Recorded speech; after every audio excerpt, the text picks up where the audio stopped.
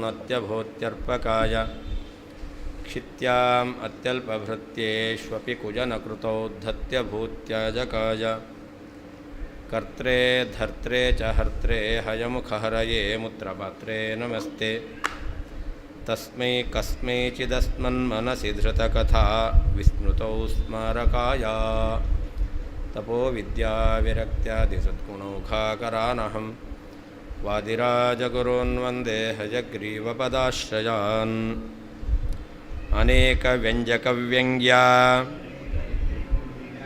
ಯಥೈಕಾ ಜಾತಿರುಚ್ಯತೆ ತಥಾನೇಕ ಘಟತ್ವೇಭ್ಯೋ ವಾಗೈಕೈವ ಪ್ರವರ್ತತಾಂ. ಗುರು ಅನುಗತ ವ್ಯವಹಾರವನ್ನು ಒಪ್ತಾರೆ. ಆದರೂ ಕೂಡ ಈ ಘಟತ್ವ ಎಂಬತಕ್ಕಂಥ ಒಂದು ಜಾತಿ ಇದೆಯಲ್ಲ, ಈ ಘಟತ್ವ ಜಾತಿ ಅದಕ್ಕೆ ವ್ಯಂಜಕವಾದದ್ದು ಬೇರೆ ಬೇರೆ. ಈಗ ಘಟ ಅಂತ ಯಾವುದನ್ನು ಕರೀತಾರೆ, ಅದು ಪಾತ್ರೆಯ ಆಕಾರದಲ್ಲಿರ್ಬೋದು, ಕುಂಭದ ಆಕಾರದಲ್ಲಿರ್ಬೋದು, ಮಣ್ಣಿನಿಂದ ಮಾಡಿದ್ದನ್ನು ಘಟ ಅಂತ ಕರೀತಾರೆ ಅಲ್ವಾ. ಮಣ್ಣಿನಿಂದ ಮಾಡಿದ್ದು ಅದು ಘಟ ಅಂತ. ಹಾಗಾದರೆ ನೀವು ಘಟ ಅಂತ ವ್ಯವಹಾರ ಮಾಡಲಿಕ್ಕೆ ಅದರಲ್ಲಿ ಘಟತ್ವ ಜಾತಿ ಇರಬೇಕು. ಘಟತ್ವ ಜಾತಿ ಅದು ನಿಮಗೆ ತಿಳಿದು ಬರೋದು ಹೇಗೆ? ಈಗ ಪುಸ್ತಕ ಇದೆಯಲ್ಲ, ಇದನ್ನು ಪುಸ್ತಕ ಅಂತ ಕರಿತೀರ. ಇದನ್ನು ಈ ರೀತಿ ಓಪನ್ ಮಾಡ್ತೇವೆ, ಈ ರೀತಿ ಓಪನ್ ಮಾಡೋದಿದೆ. ಪತ್ರಾತ್ಮಕ ಪುಸ್ತಕ ಹೀಗೆ ಓಪನ್ ಮಾಡ್ತೇವೆ, ಅದನ್ನೇನಂತ ಕರಿತೀರಾ? ಪುಸ್ತಕ. ಅದರಲ್ಲೇನಿದೆ? ಹಾಗಾದರೆ ನೋಡಿ, ಇದರಲ್ಲಿ ಪುಸ್ತಕತ್ವ ಇದೆ, ಈ ಆಕಾರ ಇರೋದರಿಂದ ಇಲ್ಲಿ ಪುಸ್ತಕತ್ವ ಅಭಿವ್ಯಕ್ತ ಆಯಿತು. ಅದರಲ್ಲಿ ಪುಸ್ತಕತ್ವ ಇದೆ, ಅದರಲ್ಲಿ ಪುಸ್ತಕತ್ವ ಅಂತ ಇದೆ ಅನ್ನೋದು ಅಭಿವ್ಯಕ್ತ ಆಗಲಿಕ್ಕೆ ಆ ರೀತಿಯಾದ ಆಕಾರ ಇರಬೇಕು. ಹಾಗಾದರೆ ಒಂದೇ ಪುಸ್ತಕತ್ವ ಎಂಬತಕ್ಕಂಥದ್ದು ಬೇರೆ ಬೇರೆ ಇದರಿಂದ ಅಭಿವ್ಯಕ್ತ ಆಯಿತೋ ಇಲ್ಲೋ ಅದನ್ನು ಹೇಳ್ತಾ ಇದ್ದಾರೆ. ಅನೇಕ ವ್ಯಂಜಕವ್ಯಂಗ್ಯ ಯಥಾ ಏಕಾ ಜಾತಿರುಚ್ಯತೆ. ಅನೇಕವಾದಂತಹ ಆಕಾರ ಮೊದಲಾದವುಗಳಿಂದ ಒಂದು ಜಾತಿ ಅಭಿವ್ಯಕ್ತವಾಗುತ್ತೆ ಅಂತ ಹೇಳ್ತೀರ. ಹಾಗಾದರೆ ವ್ಯಂಜಕ ವ್ಯಂಗ್ಯ, ವ್ಯಂಜಕದಿಂದ ಅಭಿವ್ಯಕ್ತವಾದದ್ದು, ಅಭಿವ್ಯಕ್ತಿಯನ್ನು ಉಂಟು ಮಾಡಲಿಕ್ಕೆ ಕಾರಣವಾದದ್ದು ಅದು ವ್ಯಂಜಕ.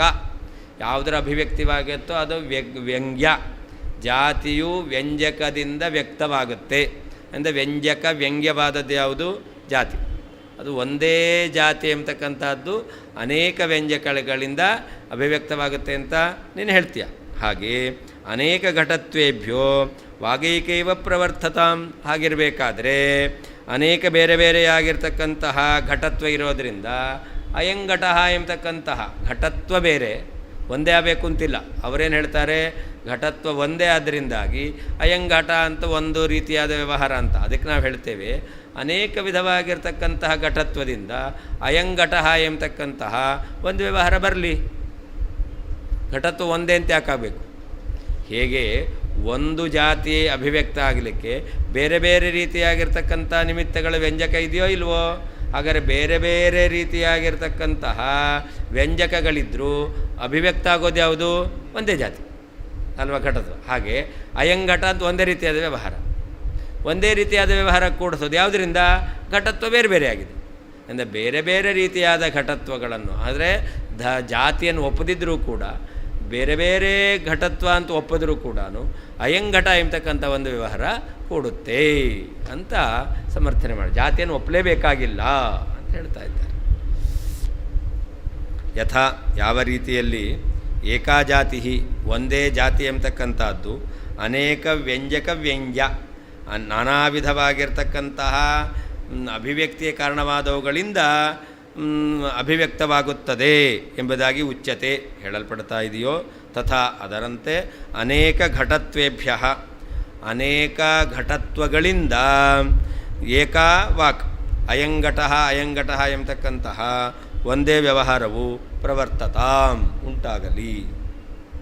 ಯಥಾ ಯಾವ ರೀತಿಯಾಗಿ ಏಕಾಜಾತಿ ಘಟತ್ವ ಎಂಬತಕ್ಕಂತಹ ಒಂದು ಜಾತಿಯು ಅನೇಕ ವ್ಯಂಜಕ ವ್ಯಂಜ ನಾನಾ ವಿಧವಾದಂತಹ ಅಭಿವ್ಯಕ್ತಿಯ ಕಾರಣವಾಗಿರ್ತಕ್ಕಂತಹ ನಿಮಿತ್ತಗಳಿಂದ ಅಭಿವ್ಯಕ್ತಿಯನ್ನು ಹೊಂದುತ್ತದೆ ಎಂಬುದಾಗಿ ಉಚ್ಯತೆ ಹೇಳಲ್ಪಡ್ತಾ ಇದೆಯೋ ತಥಾ ಅದರಂತೆ ಅನೇಕ ಘಟತ್ವೇಭ್ಯ ಅನೇಕ ನಾನಾ ವಿಧವಾದ ಘಟತ್ವಗಳಿಂದ ಅನೇಕ ಘಟತ್ವಗಳಿಂದ ಏಕಾವಾಕ್ ಅಯಂಘಟ ಎಂಬತಕ್ಕಂಥ ಒಂದು ವ್ಯವಹಾರವು ಪ್ರವರ್ತತಾ ಉಂಟಾಗಲಿ.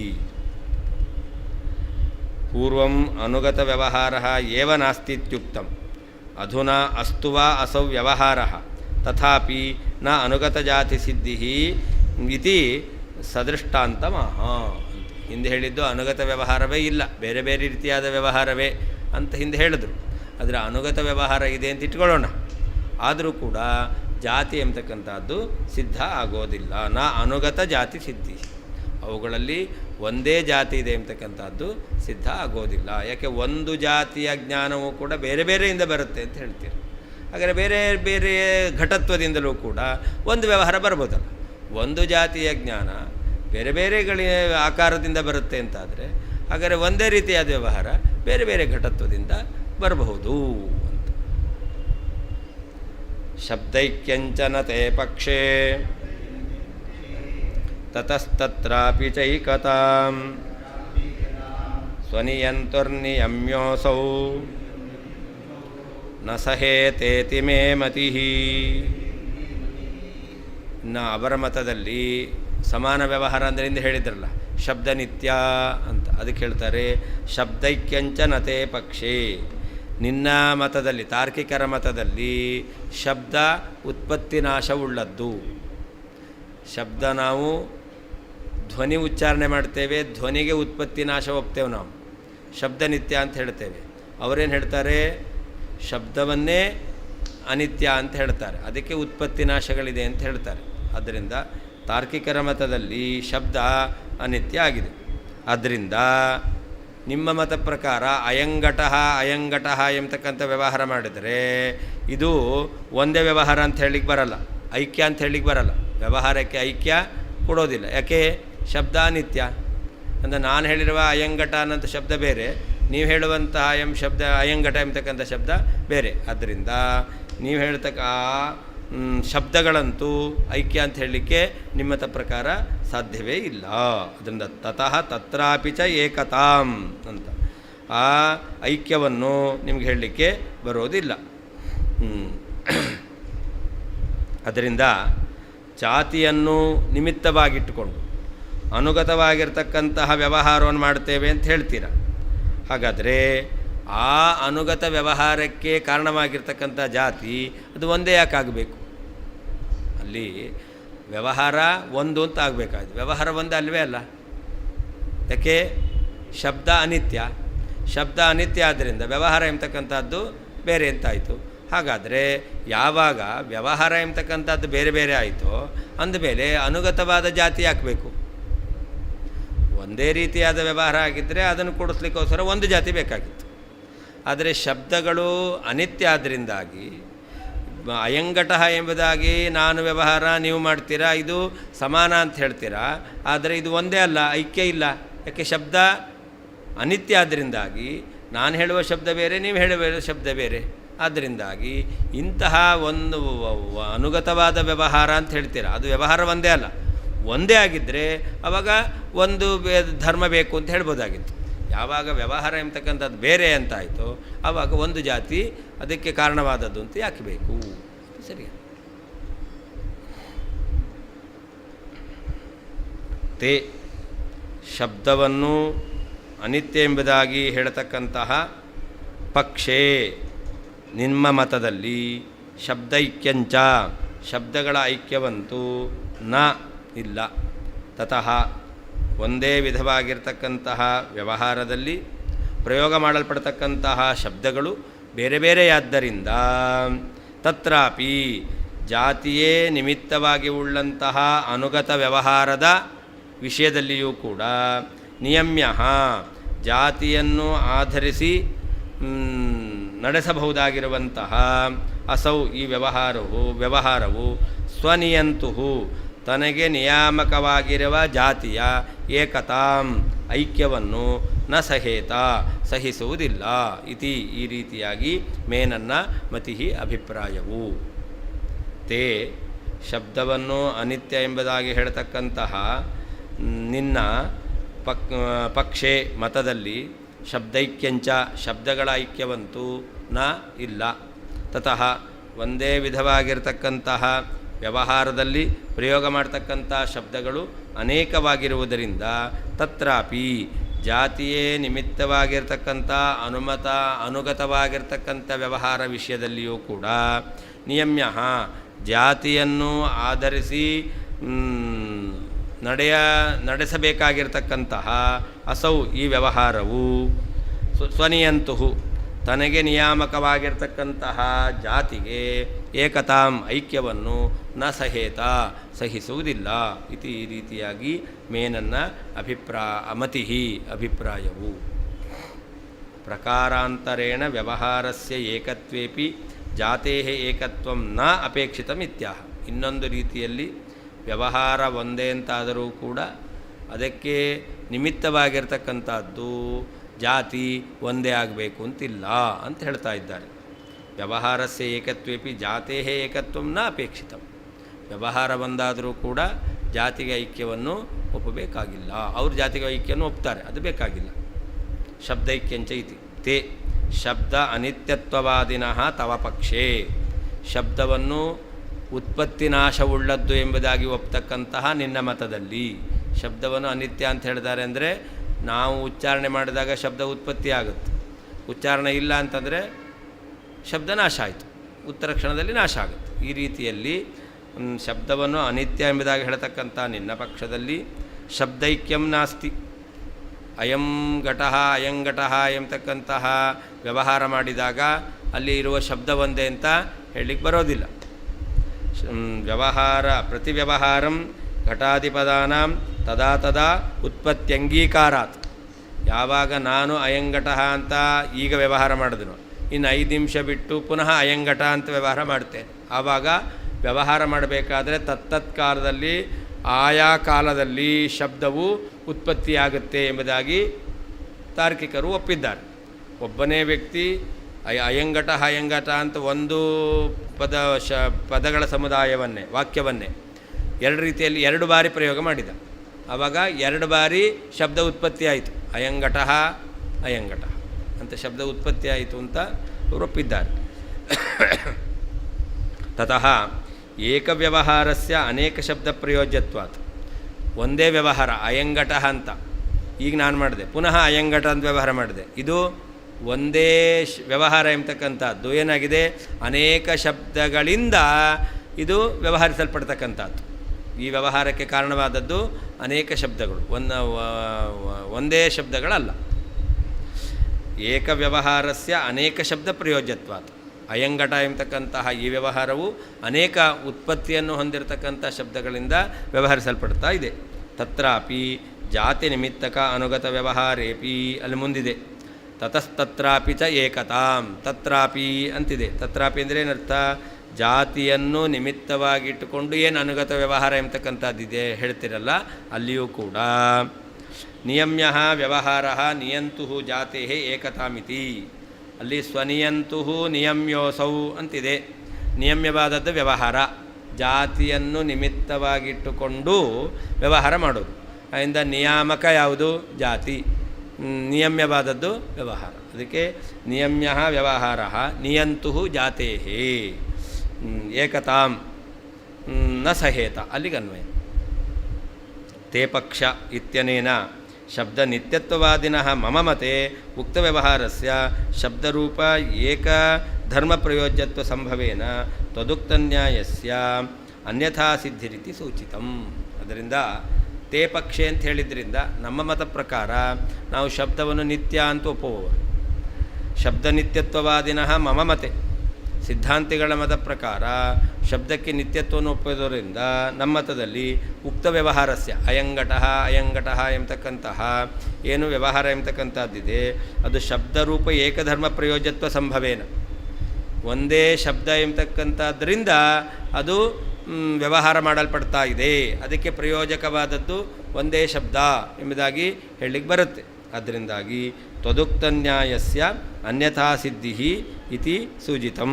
ಅದರಿಂದ ನೀನು ಹೇಳುವ ರೀತಿಯಲ್ಲಿ ಅಯಂಗಟಃ ಎಂಬತಕ್ಕಂತಹ ಯಾವ ಅನುಗತವಾದ ವ್ಯವಹಾರ ಇದೆ ಅದಕ್ಕೆ ಒಂದೇ ಜಾತಿ ಎಂಬತಕ್ಕಂಥದ್ದು, ಒಂದು ಧರ್ಮ ಬೇಕು ಎಂಬತಕ್ಕಂಥದ್ದು, ಅದು ಬೇರೆ ಬೇರೆಯಾಗಿರ್ತಕ್ಕಂಥ ಧರ್ಮ ಬೇಕು ಅಂತಿಲ್ಲ.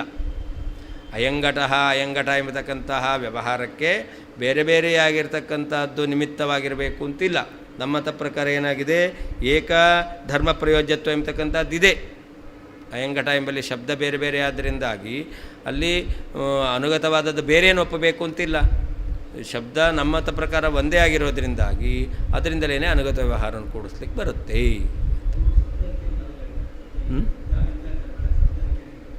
ಯಾವುದನ್ನು ಅವರು ಒಪ್ಪಲ್ಲ ಅಂತ ಅದನ್ನೇ ಹೇಳ್ತಾ ಇರೋದು. ಶಬ್ದೈಕ್ಯಂಚ ನತೇ ಪಕ್ಷೇ, ಅವ್ರ ಮತ ಪ್ರಕಾರದಲ್ಲಿ ಶಬ್ದೈಕ್ಯ ಇಲ್ಲ. ಅದರಿಂದಲೇ ಅವರು ಈ ವ್ಯವಹಾರವನ್ನು ಕೂಡಿಸ್ಲಿಕ್ಕೆ ಒಂದು ಜಾತಿ ಬೇಕು ಅಂತ ಹೇಳೋದು.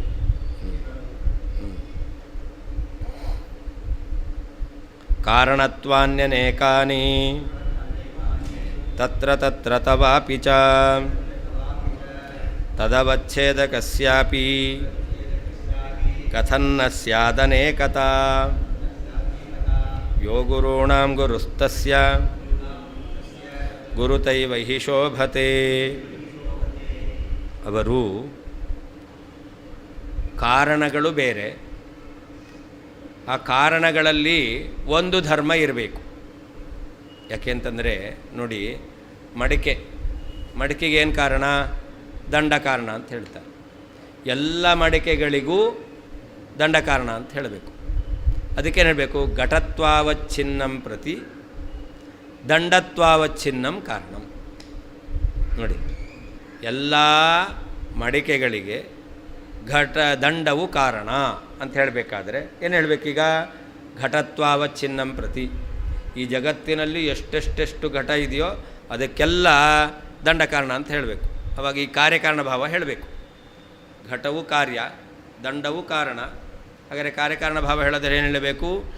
ಘಟತ್ವ ಎಂಬುವಂತಹ ಧರ್ಮ ಸಹಿತವಾದದ್ದು ಯಾವುದ್ಯಾವುದಿದೆಯೋ ಅದಕ್ಕೆಲ್ಲ ದಂಡತ್ವ ಎಂಬತಕ್ಕಂಥ ಧರ್ಮ ಸಹಿತವಾದದ್ದು ಯಾವುದೋ ಅದು ಕಾರಣ ಅಂತ. ಹೀಗೆ ಕಾರ್ಯಕಾರಣ ಭಾವವನ್ನು ಹೇಳಬೇಕು ಅಂತಾದರೆ ಅವಾಗೇನು ಒಪ್ಪಬೇಕು? ಜಾತಿಯನ್ನು ಒಪ್ಪಬೇಕು ಅಂತ ಅವ್ರು ಹೇಳಬೇಕು. ಅದಕ್ಕೆ ಹೇಳ್ತಾರೆ ಕಾರಣತ್ವಾನ್ಯನೇಕಾನಿ ತತ್ರ ತತ್ರ ತವಾಪಿ ಚ ಅಂತ. ನಿಮ್ಮತ ಪ್ರಕಾರ ಘಟಕ್ಕೆ ಕಾರಣವಾಗಿರ್ತಕ್ಕಂತಹ ದಂಡ ಇದೆಯಲ್ಲ, ಆ ದಂಡ ಒಂದೇ ಕಾರಣನ?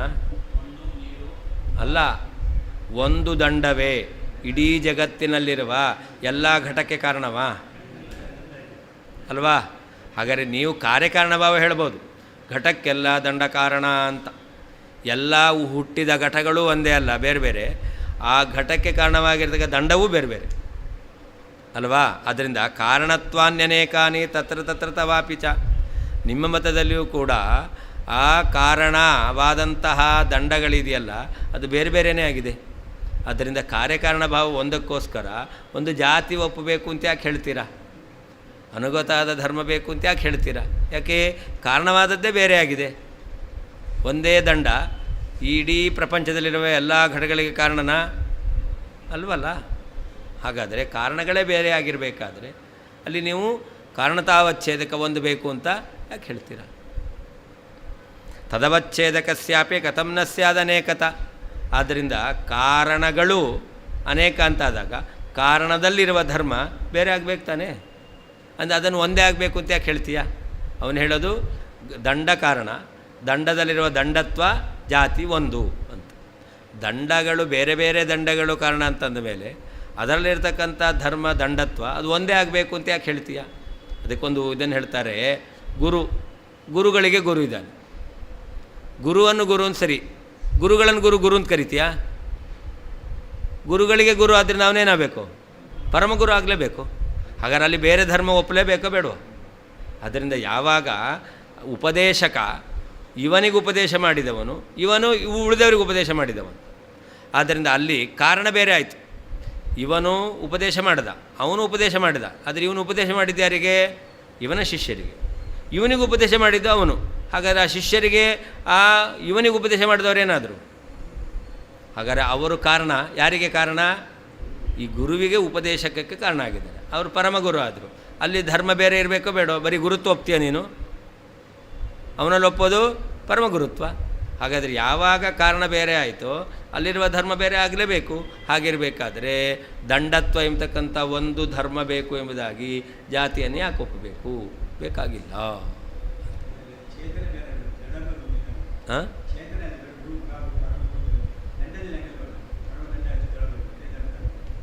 ಅದೇ ನಾನು ಹೇಳ್ತಾ ಇರೋದು, ಅವುಗಳಲ್ಲಿ ದಂಡತ್ವ, ಅಲ್ಲಿ ಗುರುತ್ವ ಒಪ್ತೀರಾ? ಎಲ್ಲರೂ ಉಪದೇಶನೇ ಮಾಡಿರೋದಲ್ವ? ಎಲ್ಲವೂ ಘಟಕ್ಕೆ ಕಾರಣ ಆಗಿದೆ, ಎಲ್ಲವೂ ಘಟಕ್ಕೆ ಕಾರಣ ಆಗಿದೆ, ಎಲ್ಲರೂ ಉಪದೇಶ ಮಾಡಿದ್ದಾರೆ. ಎಲ್ಲ ದಂಡಗಳು ಘಟಕ್ಕೆ ಕಾರಣ ಆಗಿದೆ, ಎಲ್ಲ ಗುರುಗಳು ಉಪದೇಶ ಮಾಡಿದ್ದಾರೆ. ಹಾಗಾದರೆ ಅವರೆಲ್ಲೇನು ಒಪ್ಪಬೇಕು? ನೀವು ಎಲ್ಲ ದಂಡಗಳಲ್ಲಿ ದಂಡತ್ವ ಒಪ್ತೀರಲ್ಲ, ಎಲ್ಲ ಗುರುಗಳಲ್ಲಿ ಗುರುತ್ವ ಒಪ್ಪಬೇಕು. ಪರಮ ಗುರುತ್ವ ಯಾಕೆ ಒಪ್ತೀರಾ? ಹಾಂ, ಉಪದೇಶ ನೋಡಿ, ಘಟಕ್ಕೆ ಕಾರಣವಾಗಿದೆ ಅನ್ನೋದು ಒಂದು ಅಂಶ, ಉಪದೇಶ ಮಾಡಿದ್ದಾರೆ ಅದು ಒಂದು ಅಂಶ ಅಷ್ಟೇ. ಅಂದರೆ ಉಪದೇಶ ಮಾಡಿದವರೆಲ್ಲ ಏನಾಗಬೇಕು? ಗುರುಗಳು ಅಂತ ಬೇಕು. ಒಪ್ತೀಯಾ? ಹಾಂ, ಹೇಗೆ ಅಲ್ಲಿ ಕಾರಣ ಬೇರೆ, ಅವರು ನಮಗೆ ಕಾರಣ ಅಲ್ಲ, ಬೇರೆದಕ್ಕೆ ಕಾರಣ, ಅದರಿಂದ ಅಲ್ಲಿ ಬೇರೆ ಧರ್ಮ ಒಪ್ತೀಯಾ? ಹಾಗೆ ಇಲ್ಲೂ ಕೂಡ ಈ ದಂಡ ಈ ಘಟಕ್ಕೆ ಕಾರಣ, ಆ ದಂಡ ಈ ಘಟಕ್ಕೆ ಕಾರಣ ಅಲ್ಲ. ಹಾಗಾದ್ರೆ ಅಲ್ಲಿರೋ ದಂಡತ್ವ ಬೇರೆ.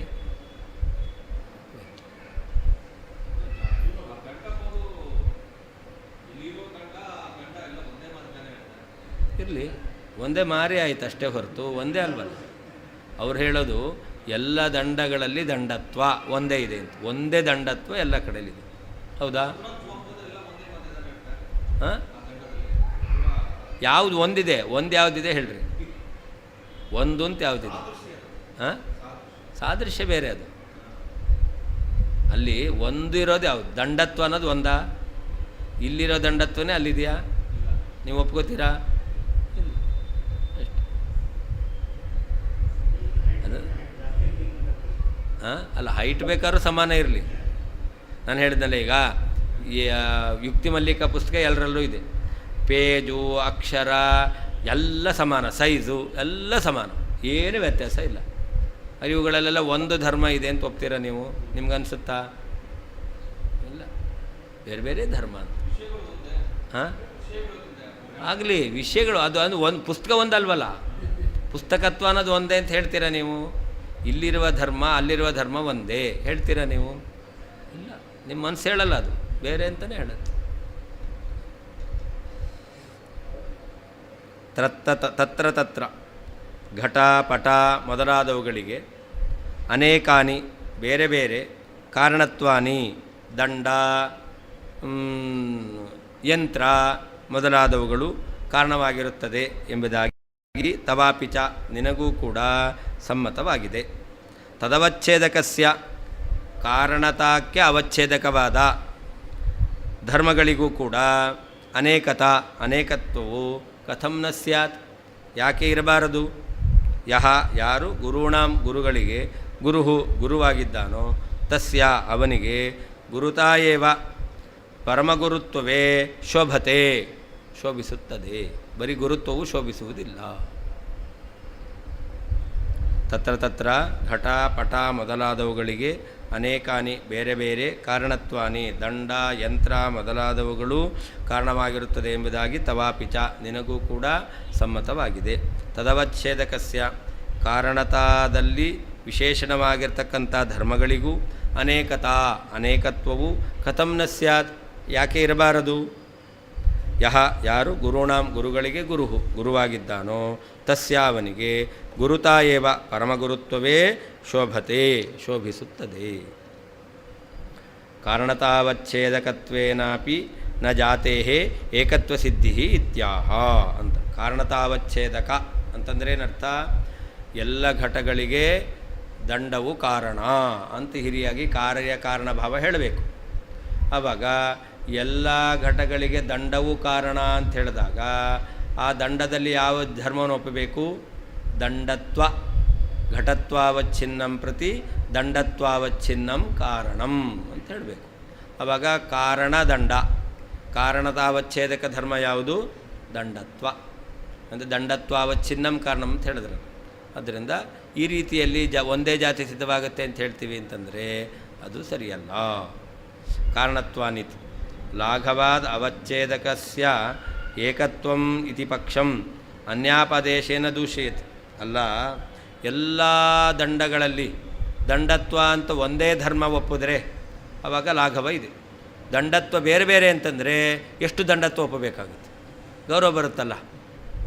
ಅಂದರೆ ಎಲ್ಲ ದಂಡಗಳಲ್ಲಿ ಬೇರೆ ಬೇರೆ ದಂಡತ್ವ ಒಪ್ಪಿದ್ರೆ ಅನೇಕ ಧರ್ಮಗಳನ್ನು ಒಪ್ಪಬೇಕಾಗುತ್ತೆ. ಒಂದೇ ದಂಡತ್ವ ಒಪ್ಪಿಬಿಟ್ರೆ ಅವಾಗ ಲಾಘವ ಇದೆಯಲ್ಲ ಅಂತ. ಇದು ಶಾಸ್ತ್ರದಲ್ಲಿ ರಾಘವ ಗೌರವ ಎಂಬತಕ್ಕಂಥದ್ದನ್ನು ವಿಚಾರ ಮಾಡ್ತಾರೆ. ಅಂದರೆ ಲಾಘವ ಇದೆಯಲ್ಲ ಅಂತಂದರೆ ಅದಕ್ಕೆ ಹೇಳ್ತಾರೆ ಅದನ್ನು ಅನ್ಯಾಪದೇಶೇನ ದೂಷಯತಿ ಅಂತ. ಅದಕ್ಕೆ ಪ್ರತಿಬಂಧಿಯನ್ನು ಹೇಳಿ ನಿರಾಕರಣೆ ಮಾಡ್ತಾ ಇದ್ದಾರೆ. ಗುರೋ ಗುರುರ್ಹಿ ಪರಮಗುರುರೇವ ದೃಷ್ಟ ನತು ಲಘು ಅಲ್ವಾ? ಗುರುಗಳಿಗೆ ಗುರು ಇದ್ದಾನಲ್ಲ, ಅವನು ಪರಮಗುರು, ಅವನು ಲಘು ಅಲ್ಲ. ಅವನು ಗುರು ಲಘು ಅಂತಿದೆಯಲ್ಲ, ಅವನನ್ನು ಗುರು ಪರಮಗುರು ಅಂತಲೇ ಕರೆಯೋದಷ್ಟೇ ಹೊರತು ಅದನ್ನು ತಮಾಷೆ ಮಾಡ್ತಾರೆ ಲಘು ಅಂತ ಅಲ್ಲ. ತಥಾ ಅನೇಕ ಕಾರಣತಾವಚ್ಛೇದಕಸ್ಯ ಅನೇಕತೈವ ಉಚಿತ ಇತಿ ಭಾವ. ಅದರಿಂದ ಅನೇಕಕ್ಕೆ ಕಾರಣವಾದದ್ದು ಅನೇಕ ಇದೆ ಅಂತಂದರೆ ಅದರಲ್ಲಿರ್ತಕ್ಕಂಥ ಧರ್ಮಗಳೇನಾಗಬೇಕು? ಅನೇಕವೇ ಆಗಬೇಕು ಅಂತ. ಅದರಿಂದ ಅನೇಕ ಕಾರಣತಾವಚ್ಛೇದಕಸ್ಯ ಅನೇಕ ಕಾರಣಗಳಲ್ಲಿ ಇರುವಂಥ ಧರ್ಮ ಅದೇನಾಗಬೇಕು? ಅನೇಕವೇ ಆಗಿರಬೇಕು. ಕಾರಣಗಳು ಅನಂತ, ಆದ್ದರಿಂದ ಅವುಗಳಲ್ಲಿರುವ ಧರ್ಮವು ಕೂಡ ಅನಂತವೇ ಆಗಬೇಕು. ವ್ಯಂಜಕಾನುಗತೋಕ್ತಿಶ್ಚ ಜಾತಿಷ್ವನುಗತೈಕವಾಕ್ ನಕಿಲೈಕೇನ ನಿಯತ ಮಧ್ಯೆ ಯಂತ್ರೇಕತಾ ಕುತಃ. ಈಗ ಅವರು ಜಾತಿಯನ್ನು ಒಂದು ಅಂತ ಒಪ್ಪಿದ್ದಾರೆ, ಆಕಾರವನ್ನು ಒಂದು ಅಂತ ಒಪ್ಪಿಲ್ಲ. ಒಂದು ಘಟದಲ್ಲಿ ಕಂಬುಗ್ರಿವಾದಿಮತ್ವ ಇದೆ, ಇನ್ನೊಂದು ಘಟದಲ್ಲೂ ಕಂಬುಗ್ರಿವಾದಿಮತ್ವ ಇದೆ. ಆ ಕಂಬುಗ್ರಿವಾದಿಮತ್ವ ಇದೆಯಲ್ಲ ಅದು ಆಕಾರ.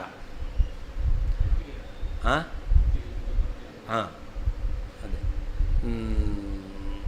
ಗುಂಡಾದಂತಹ ಕುತ್ತಿಗೆ ಉಳ್ಳದ್ದು ಅಂತ. ಅದು ಎಲ್ಲ ಘಟದಲ್ಲಿದೆ. ಹಾಗಾದರೆ ಎಲ್ಲ ಘಟದಲ್ಲಿರ್ತಕ್ಕಂತಹ ಘಟತ್ವ ಒಂದೇ, ಕಂಬುಗ್ರಿವಾದಿಮತ್ವ ಒಂದೇನೋ ಬೇರೆನೋ? ಬೇರೆ ಬೇರೆ. ಈ ಘಟದಲ್ಲಿ ಏನು ಆಕಾರ ಎಂಬತಕ್ಕಂಥದ್ದೇ ಅದು ಈ ಘಟದಲ್ಲಿ ಮಾತ್ರ ಇರೋದು, ಇನ್ನೊಂದು ಘಟದಲ್ಲಿ ಅದೇ ಆಕಾರ ಇದೆ, ಅದು ಅದರಲ್ಲಿ ಮಾತ್ರ ಇರೋದು. ಹಾಗಾದರೆ ಈ ಆಕಾರಕ್ಕೂ ಆ ಆಕಾರಕ್ಕೂ ಸಾದೃಶ್ಯ ಹೇಳ್ತೀರಾ, ಇದೇ ಆಕಾರ ಅಲ್ಲಿದೆ ಅಂತ ನೀವೇ ಒಪ್ಪಲ್ಲ. ಹಾಗಿರಬೇಕಾದ್ರೆ ಜಾತಿ ವ್ಯಂಜಕವಾದದ್ದು, ಜಾತಿ ವ್ಯಂಜಕವಾದದ್ದು ಯಾವುದು? ಕಂಬುಗ್ರಿವಾದಿಮತ್ವ. ಜಾತಿ ವ್ಯಂಜಕವಾಗಿರ್ತಕ್ಕಂಥ ಕಂಬುಗ್ರಿವಾದಿಮತ್ವ ಅದನ್ನು ಬೇರೆ ಬೇರೆ ಅಂತ ಹೇಳ್ತೀರಾ. ಅದರಿಂದ ವ್ಯಂಗ್ಯವಾದದ್ದು ಇದೆಯಲ್ಲ ಯಾವುದು? ಜಾತಿ. ಅದು ಒಂದು ಯಾಕಾಗಬೇಕು? ವ್ಯಂಜಕವಾದದ್ದು ಬೇರೆ ಬೇರೆ ಆದ್ದರಿಂದ ವ್ಯಂಗ್ಯವಾದದ್ದು ಕೂಡ ಬೇರೆಯೇ ಆಗಲಿ. ಅದರಿಂದ ಜಾತಿಯನ್ನು ಒಂದೇ ಅಂತ ಯಾಕೆ ಒಪ್ತೀರಾ? ವ್ಯಂಜಕಾನುಗತೋಕ್ತಿಶ್ಚ ಜಾತೀಷು ಅನುಗತ ಏಕವಾಕ್ ನಕಿಲ ಏಕೇನ ನಿಯತ ಮಧ್ಯೆ ಯಂತ್ರೀಕಾತ ಕುತಃ ಅಂತ. ಅನೇಕ ಘಟಗಳಲ್ಲಿ ಕಂಬುಗ್ರಿವಾದಿಮತ್ವ ಅಥವಾ ಪೃಥುಬುಧ್ನೋದರತ್ವ ಅಂತ, ಪೃಥುಬುಧ್ನ ಉದರ ಅಂತ. ಅದರಲ್ಲಿ ಏನು ಮಧ್ಯದ ಭಾಗ ಎಂಬತಕ್ಕಂಥದ್ದು ದಪ್ಪವಾಗಿದೆ, ಮೇಲಿನ ಭಾಗ ಎಂಬತಕ್ಕಂಥದ್ದು ಸಣ್ಣದಾಗಿದೆ. ಈ ರೀತಿಯಲ್ಲಿ ಪೃಥುಬುಧ್ನೋದರತ್ವ ಎಂಬತಕ್ಕಂಥದ್ದು ಇದೆ. ಅಯಂ ಘಟಃ ಪೃಥುಬುಧ್ನೋದರಃ, ಅಯಂ ಘಟಃ ಪೃಥುಬುಧ್ನೋದರಃ ಎಂಬುದಾಗಿ ಅನುಗತವಾಗಿರ್ತಕ್ಕಂಥ ವ್ಯವಹಾರ ಇದೆ. ಆದರೆ ಇಲ್ಲಿ ಮಾತ್ರ ಆ ಪೃಥುಬುಧ್ನೋದರ ಇದೆಯಲ್ಲ, ಅದಕ್ಕೇನು ಒಪ್ಪಲ್ಲ ಅವರು? ಐಕ್ಯವನ್ನು ಒಪ್ಪಲ್ಲ. ಇಲ್ಲಿರುವಂತಹ ಪೃಥುಬುಧ್ನೋದರತ್ವವೇ ಆ ಘಟದಲ್ಲಿದೆ ಅಂತ ಅವರು ಒಪ್ಪೋದಿಲ್ಲ, ಅದನ್ನು ನೀವು ಒಪ್ಪೋದಿಲ್ಲ. ಹಾಗಿರಬೇಕಾದ್ರೆ ಘಟತ್ವ ಪಟತ್ವ ಎಂಬತಕ್ಕಂತಹ ಜಾತಿಗಳಿದೆ. ಹಾಗೇನೆ ಘಟತ್ವಂ ಜಾತಿ, ಪಟತ್ವಂ ಜಾತಿ. ಹಾಗಾದರೆ ಪಟತ್ವಂ ಜಾತಿ, ಘಟತ್ವಂ ಜಾತಿ, ದಂಡತ್ವಂ ಜಾತಿ, ಪೃಥ್ವಿತ್ವಂ ಜಾತಿ ಅಂತ ಎಲ್ಲ ಕಡೆ ಜಾತಿ ಜಾತಿ. ಆ ಜಾತಿಗಳ ಜಾತಿತ್ವ ಇದೆಯಾ? ಒಪ್ಪಿಲ್ಲ. ಜಾತಿಗಳಲ್ಲಿ ಜಾತಿತ್ವವನ್ನು ಧರ್ಮ ಜಾತಿ ಅಂತ ಒಪ್ಪಿಲ್ಲ. ಘಟದಲ್ಲಿ ಘಟತ್ವ ಜಾತಿ. ಯಾಕೆ ಅಯಂಘಟ ಅಯಂಘಟ ಅಯಂಘಟ ಅಯಂಘಟ ಅಂತ ಸಮಾನ ವ್ಯವಹಾರ ಇದೆ. ಅದರಿಂದ ಏನು ಒಪ್ಪಿದ್ರು? ಘಟತ್ವ ಜಾತಿ ಅಂತ ಹೇಳಿದ್ರು. ಘಟತ್ವಂ ಜಾತಿ ಪಟತ್ವಂ ಜಾತಿ ಪೃಥ್ವಿತ್ವಂ ಜಾತಿ ದಂಡತ್ವಂ ಜಾತಿ ಜಾತಿ ಜಾತಿ ಅಂತ ವ್ಯವಹಾರ ಇದೆ. ಹಾಗಾದರೆ ಜಾತಿತ್ವವು ಜಾತಿಯಾ? ಅಲ್ಲ. ಹಾಗಾದರೆ ಒಂದೇ ರೀತಿಯಾದ ವ್ಯವಹಾರ ಇದೆ.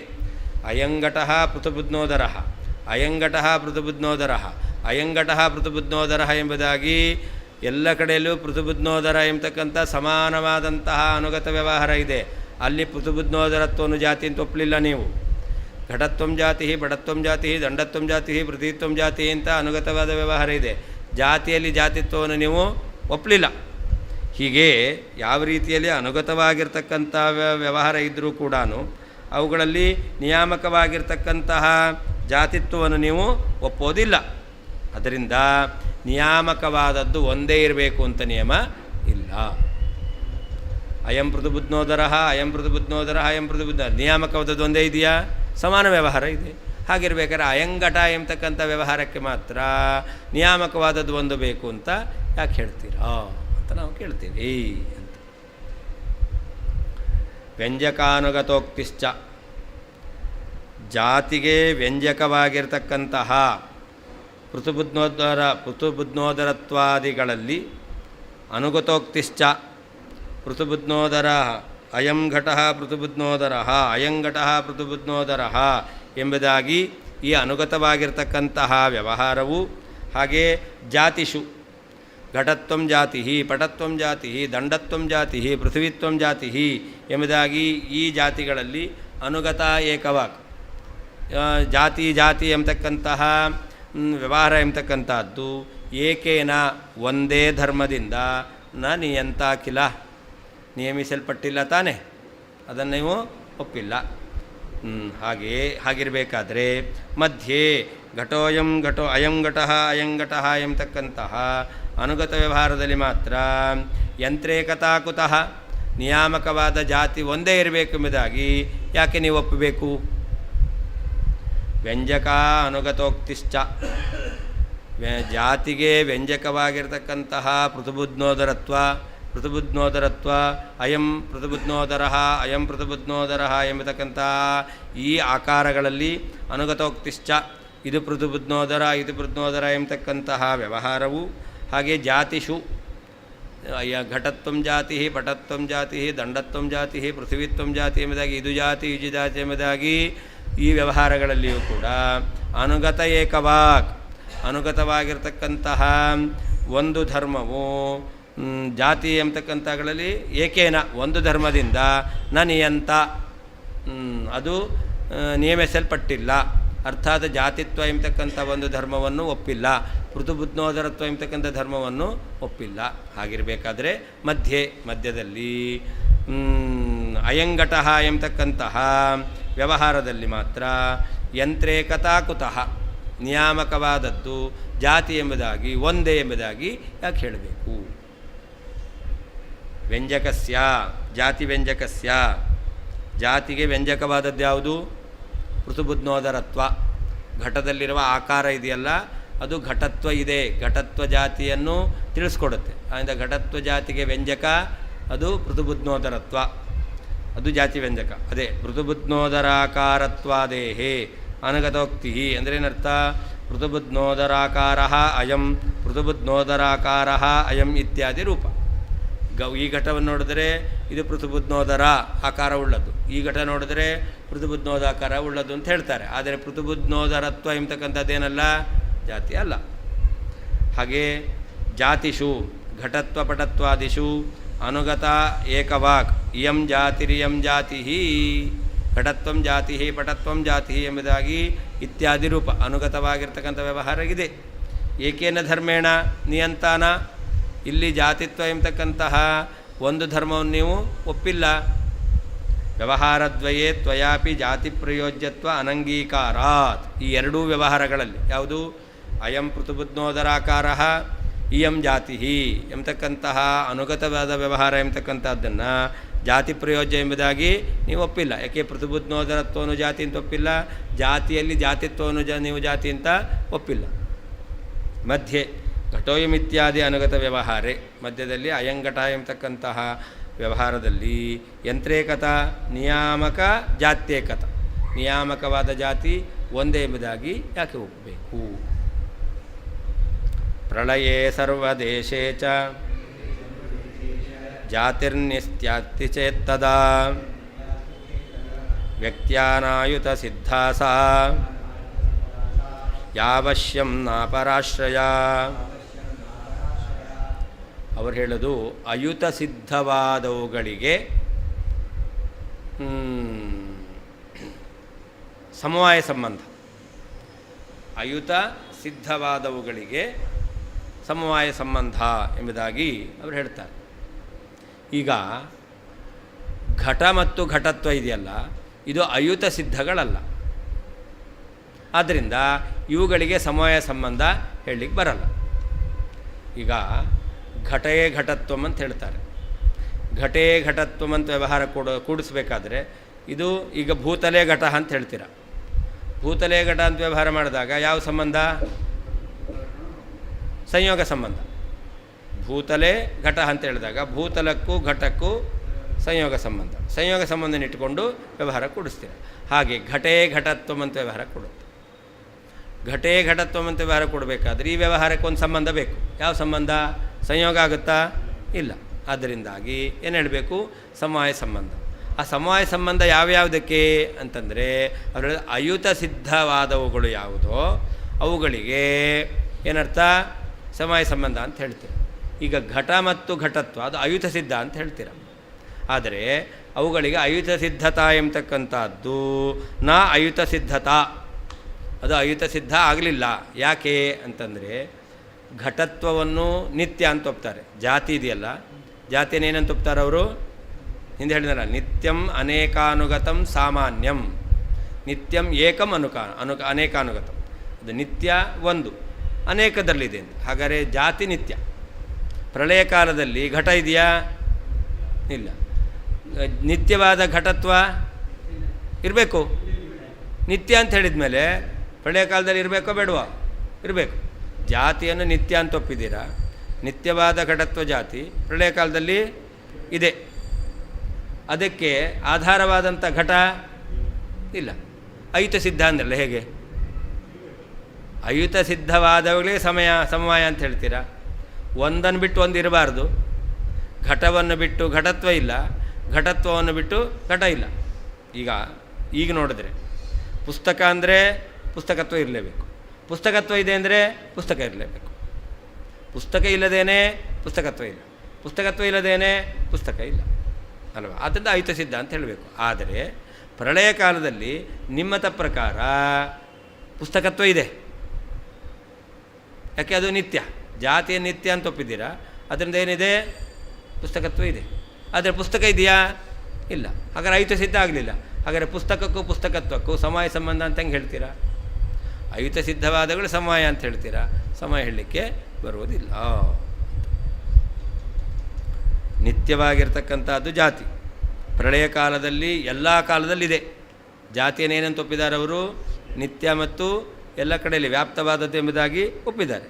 ಹಾಗಾದರೆ ಆ ಜಾತಿ ಎಂಬತಕ್ಕಂಥದ್ದು ಅದು ಘಟವನ್ನು ಬಿಟ್ಟಿರೋದಿಲ್ಲ. ಹಾಗಾದರೆ ಇನ್ನೆಲ್ಲಿರುತ್ತೆ?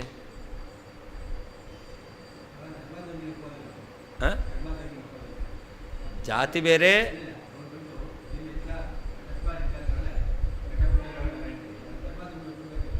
ಯಾವ ಧರ್ಮನ?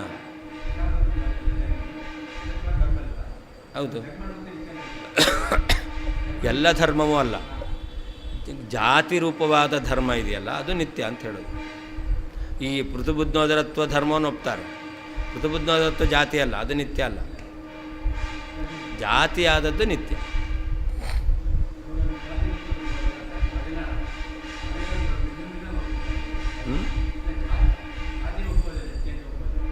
ಜಾತಿ ನಿತ್ಯ ಅಂತೇಳಿ ಒಪ್ಪಿದ್ದಕ್ಕೆ ಹೇಳ್ತಾ ಇರೋದು ನಾವೀಗ.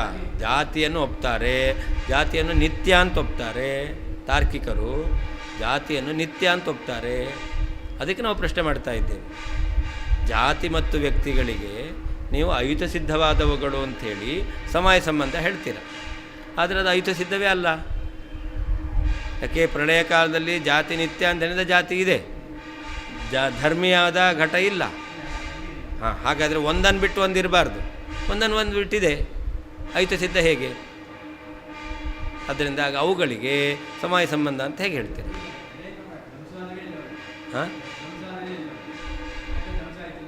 ಹಾಂ ಸರಿ ಇರಲಿ, ಇನ್ನೊಂದು ಘಟ ಆದರೂ ಇದೆಯಲ್ಲ. ಹಾಂ ಅಲ್ಲೇ ಆದರೂ ಘಟತ್ವ ಇದೆ, ಆದರೆ ಇಲ್ಲಿ ಆಗಬೇಕಾ? ಹಾಂ ಯಾವ ಘಟವೂ ಇಲ್ಲ. ಹಾಗಿರಬೇಕಾದ್ರೆ ಅಯುತ ಸಿದ್ಧ ಅಂತ ಹೆಂಗೆ ಹೇಳ್ತೀರಾ? ನಿತ್ಯವಾದ ಜಾತಿ ಘಟತ್ವ ಪಟತ್ವ ಮೊದಲಾದಂತಹ ಜಾತಿಯು ಪ್ರಳಯ ಕಾಲದಲ್ಲಿ ಸರ್ವದೇಶೇಚ ಎಲ್ಲ ಕಾಲದಲ್ಲಿಯೂ ಅಸ್ತಿ ಚೇತ್ ಇದೆ ಅಂತಾದರೆ ತದಾ ಆಗ ಯಾವ ಜಾತಿಯು ಅವಶ್ಯಂ ನಿಯಮೇನ ಅವಶ್ಯವಾಗಿ ನ ಅಪರಾಶ್ರಯ, ಘಟತ್ವವು ಘಟದಲ್ಲೇ ಇರೋದು, ಪಟತ್ವವು ಪಟದಲ್ಲೇ ಇರೋದು, ಘಟ ಪಟಾದಿ ವ್ಯಕ್ತಿಗಳನ್ನು ಬಿಟ್ಟು ಇರುವುದಿಲ್ಲವೋ ಸಾ ಅಂತಹ ಜಾತಿಯು ವ್ಯಕ್ತ್ಯ ಘಟಾದಿ ವ್ಯಕ್ತಿಗಳಿಂದ ಅಯುತ ಸಿದ್ಧವಾದದ್ದು ಒಟ್ಟಿಗೆ ಇರತಕ್ಕಂಥದ್ದು ನ ಆಗಲಿಲ್ಲ. ಅವ್ರು ಹೇಳೋದು ಸಮವಾಯ ಸಂಬಂಧ ಹೇಳಲಿಕ್ಕೆ ಬರಲ್ಲ ಅಂತ ಹೇಳ್ತಾ ಇದ್ದಾರೆ.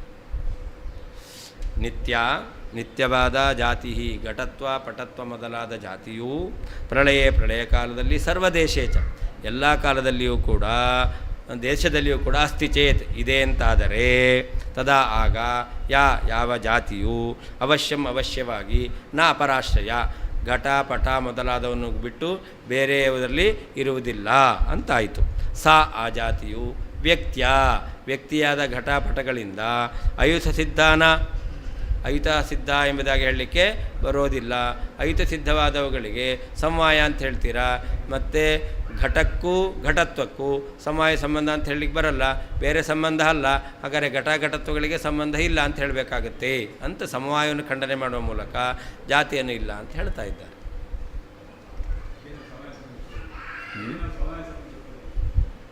ಇದಾನೀಂ ಪರಾಭಿಮತ ಸಮವಾಯ ಸಂಬಂಧ ಅಯೋಗಾಚ್ಚ ನ ಘಟತ್ವಾದಿ ಜಾತಿ ಅಂಗೀಕಾರ್ಯ ಇತ್ಯಾಹ.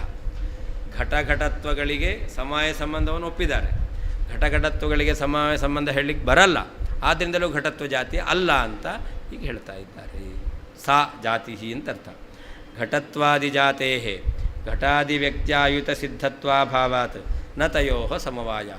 ಘಟತ್ವ ಜಾತಿಯು ಘಟ ವ್ಯಕ್ತಿಯ ಜೊತೆಯಲ್ಲಿ ಅಯುತ ಸಿದ್ಧ ಅಲ್ಲ. ಅಯುತ ಸಿದ್ಧ ಅಂದರೆ ಏನರ್ಥ?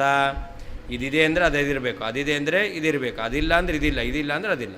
ಘಟತ್ವ ಇಲ್ಲ ಅಂದರೆ ಘಟ ಇಲ್ಲ. ನೋಡಿ, ಇಲ್ಲಿ ಘಟತ್ವ ಇಲ್ಲ, ಇಲ್ಲಿ ಘಟತ್ವ ಇಲ್ಲ, ಘಟ ಇಲ್ಲ. ಹಾಗೆ ಘಟ ಇಲ್ಲ ಅಂತಾದರೆ ಘಟತ್ವ ಇಲ್ಲ, ಅಯುತ ಸಿದ್ಧ ಅಂತ. ಆದರೆ ಪ್ರಳಯ ಕಾಲದಲ್ಲಿ ಘಟ ಇಲ್ಲ, ಘಟತ್ವ ಇದೆ ನಿತ್ಯ, ಆದ್ದರಿಂದ ಅಯುತ ಸಿದ್ಧ ಆಗಲಿಲ್ಲ. ಆದ್ದರಿಂದ ಸಮವಾಯ ಅಂತ ಹೇಳಲಿಕ್ಕೆ ಬರೋದಿಲ್ಲ. ಅಯುತ ಸಿದ್ಧಯೋ ಸಂಬಂಧ ಸಮವಾಯ ಇತಿ ತೇ ಮತಂ. ಅಯುತ ಸಿದ್ಧವಾದವುಗಳಿಗೆ ಸಮವಾಯ ಸಂಬಂಧ ಎಂಬತಕ್ಕಂಥದ್ದು ನಿಮ್ಮ ಸಿದ್ಧಾಂತ. ಏವಂಚ ಅಸಂಬದ್ಧಾಖ್ಯ ಜಾತಿಬಾಧಕಾತ್ ನ ಸಾ ಜಾತಿ ಅಂಗೀಕಾರ್ಯ. ಜಾತಿ ಅಂತ ಒಪ್ಪಬೇಕಾದ್ರೆ ಅದಕ್ಕೆ ಜಾತಿಬಾಧಕಗಳನ್ನು ಹೇಳಿದ್ದಾರೆ, 6 ಜಾತಿಬಾಧಕಗಳನ್ನು ಹೇಳಿದ್ದಾರೆ. ಇಲ್ಲಿಗ ಸಂಬಂಧ ಇಲ್ಲ ಅಂತಕ್ಕಂಥದ್ದು, ಅಸಂಬಂಧ ಎಂಬತಕ್ಕಂಥದ್ದು ಇದೊಂದು ಜಾತಿಬಾಧಕ. ಈಗ ಘಟತ್ವವು ಜಾತಿ ಅಲ್ಲ. ಯಾಕೆ? ಘಟತ್ವವನ್ನು ಜಾತಿ ಅಂತ ಒಪ್ಪಿದ್ರೆ ಆವಾಗ ಘಟದಲ್ಲಿ ಘಟತ್ವವು ಸಮವಾಯ ಸಂಬಂಧಿತ ಅಂತ ಹೇಳಬೇಕು. ಘಟಕ್ಕೆ ಘಟತ್ವಗಳಿಗೆ ಸಮವಾಯ ಸಂಬಂಧ ಹೇಳಲಿಕ್ಕೆ ಬರಲ್ಲ. ಯಾಕೆ? ಅದು ಅಯುತ ಸಿದ್ಧಗಳಿಗೆ ಸಮವಾಯ ಅಂತ ಹೇಳಿದ್ದೀಯ. ಪ್ರಳಯ ಕಾಲದಲ್ಲಿ ಘಟತ್ವ ಇದೆ, ಘಟ ಇಲ್ಲ, ಅಂದರೆ ಅಯುತ ಸಿದ್ಧಿಗಳಲ್ಲ, ಸಂಬಂಧ ಹೇಳಲಿಕ್ಕೆ ಬರಲ್ಲ. ಅಂದರೆ ಅಸಂಬಂಧ ಎಂಬತಕ್ಕಂಥ ಜಾತಿಬಾಧಕ ಸಂಗ್ರಹ ಜಾತಿಬಾಧಕ ಇದೆ, ಆದ್ದರಿಂದ ಘಟತ್ವವು ಜಾತಿ ಆಗೋದಿಲ್ಲ. ಯಾವುದು ಜಾತಿಗಳ ಬಾಧಕ ಅಂತ ಮಧ್ಯಾಹ್ನ ನೋಡೋಣ.